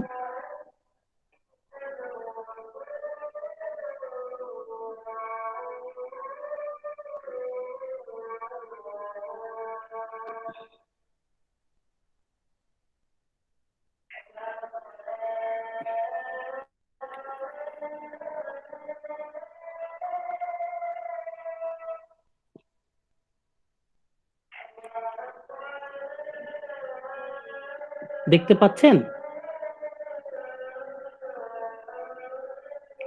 Please response. স্যার বইটা দেখা Yes, sir. যাচ্ছে না। দেখা যাচ্ছে স্যার। আচ্ছা এই হচ্ছে আপনাদের গুগল ক্লাসরুমের। আচ্ছা আমি আপনাকে একটা ইন্টারফেস থেকে দেখাচ্ছি। এই যে এটা যেমন স্যাম্পল, আপনারা যখন ঢুকবেন তখন এরকম সাপোজ ক্লাসিক্স ক্লিক করলেন,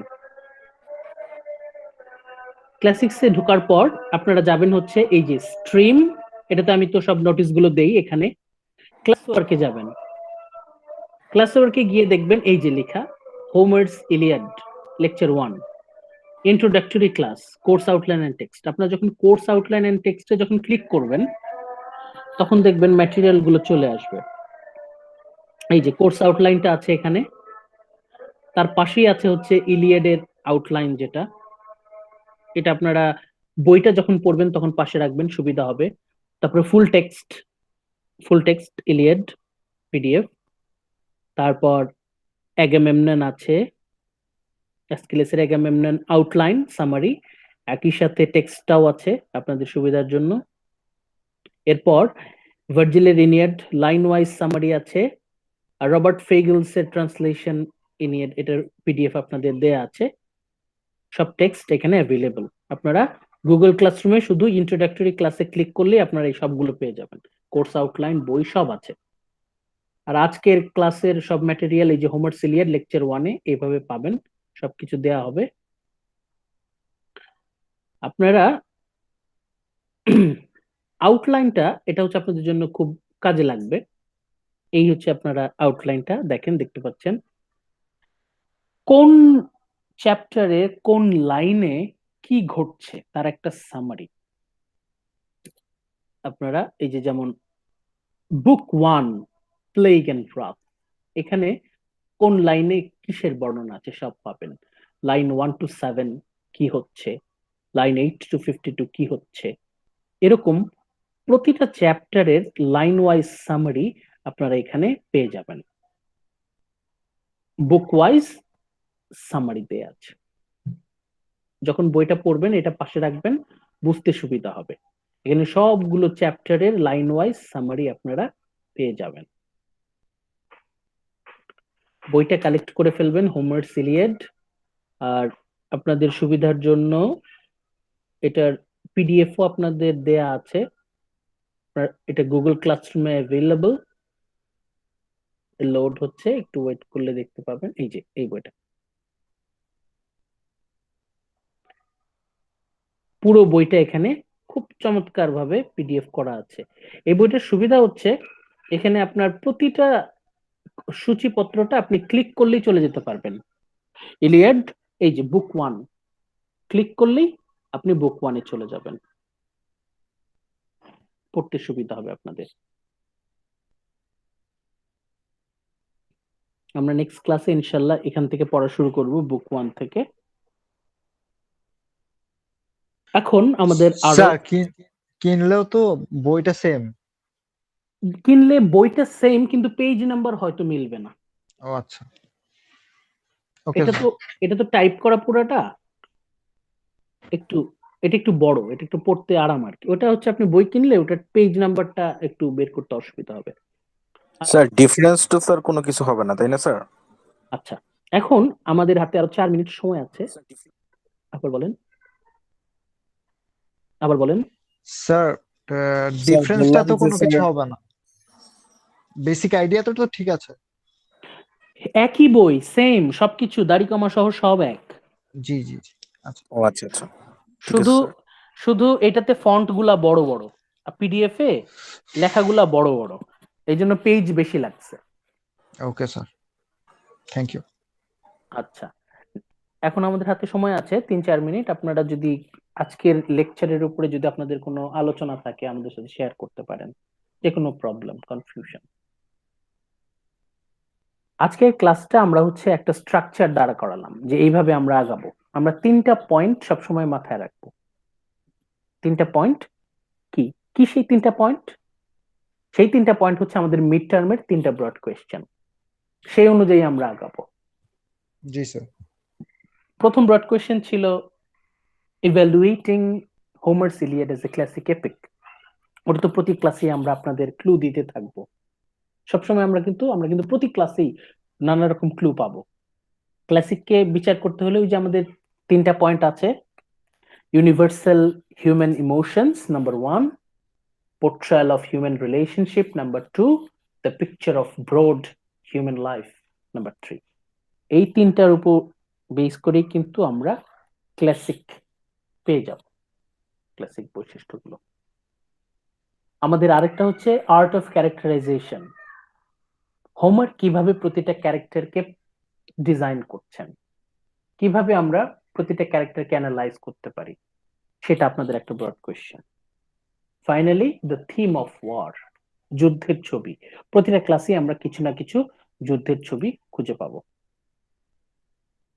আমরা এইভাবেই আমরা প্রতিটা ক্লাসে একটু একটু করে আগাবো। নেক্সট ক্লাসে আমরা শুরু করব হচ্ছে বুক 1, যেটা আপনাদেরকে একটু আগে দেখালাম। এই যে প্লেগ অ্যান্ড রাফ, এইখান থেকে আমরা ইম্পর্টেন্ট পার্টগুলো আমরা টেক্সচুয়াল অ্যানালিসিস করব। আমরা টেক্সট ধরে ধরে ধরে ধরে যাব এবং প্রতিটা পার্টে আমরা ওই পয়েন্টগুলো নিয়ে আসব। আমরা নেক্সট ক্লাস ইনশাআল্লাহ সোমবার 4টা থেকে শুরু করব ইনশাআল্লাহ স্যার। 4টা থেকে শুরু করব। আর আপনার যদি মানে প্রবলেম হয় তাহলে আপনি 10 মিনিট আমি কনসিডার করব, তবে 10-15 মিনিটের বেশি আর লেট করবেন না। আরো কোনো কোয়েশ্চেন থাকলে আমরা ডিসকাস করতে পারি। আজকের স্লাইডটা আবারও দেখি, যে আজকের স্লাইডটাতে আপনারা দেখবেন এই যে আমাদের ব্রড কোয়েশ্চেন, যেটা evaluating Iliad as a classic epic, এখানে পয়েন্টগুলো আছে, এটা আপনাদের হেল্প করবে। মেজর ক্যারেক্টার্স, এটা আপনার প্রস্তুতি নিতে হেল্প করবে। তারপর আমরা ইলিয়াডের কোন ন্যারেটিভটা, কোন সেন্ট্রাল স্টোরিটা আমরা ফলো করব, ন্যারেটিভটা, সেই ন্যারেটিভটা আছে দ্য ব্রাথ অফ অ্যাকিলিস। আমাদের সিলেবাস কমপ্লিশনের সুবিধার জন্য আমরা এইভাবে আগাবো। আরো অনেক বিষয়বস্তু আসবে। আলটিমেটলি আপনাদের পার্সোনাল অ্যানালিসিসটা কিভাবে, সেটা আপনাদেরকে একটু গাইড করা হবে। ইনশাআল্লাহ সবকিছু ঠিক মতোই হবে আশা করি। ঠিক আছে, তাহলে আজকে তো সময় শেষ। আপনারা ভালো থাকেন। নেক্সট মানডে 4টায় ইনশাআল্লাহ দেখা হবে। আমি 10 মিনিট আগেই আসবো, 10 মিনিট আগেই আসবো। যদি আপনার কোনো বিষয়ে আলোচনা থাকে আমরা তখন আলোচনা করব। আমরা রেকর্ডিংটা শুরু করব 4টা থেকে, তার আগে 10 মিনিট আমরা ওপেন ডিসকাশন করব। ইনশাআল্লাহ স্যার। ইনশাল্লাহ স্যার। সব ইনশাল্লাহ। সব ম্যাটেরিয়াল গুগল ক্লাসরুমে আছে। যদি কোনোটা পেতে সমস্যা আমাকে সাথে সাথে জানাবেন, আমি আবার মেসেঞ্জারে এক্সট্রা দিয়ে দিব। আর যে একরাম আপনি একরাম আছেন, উনি আমাদের যে ফেসবুক গ্রুপটা আছে ওখানেও দিয়ে দিবেন। আমাদের সবার ইনশাল্লাহ ম্যাটেরিয়াল পেতে কোনো প্রবলেম হবে না আশা করি। জি স্যার, জি সব স্যার, কিছু অবশ্যই দিব স্যার। অ্যাভেলেবল থাকবে সব সময়।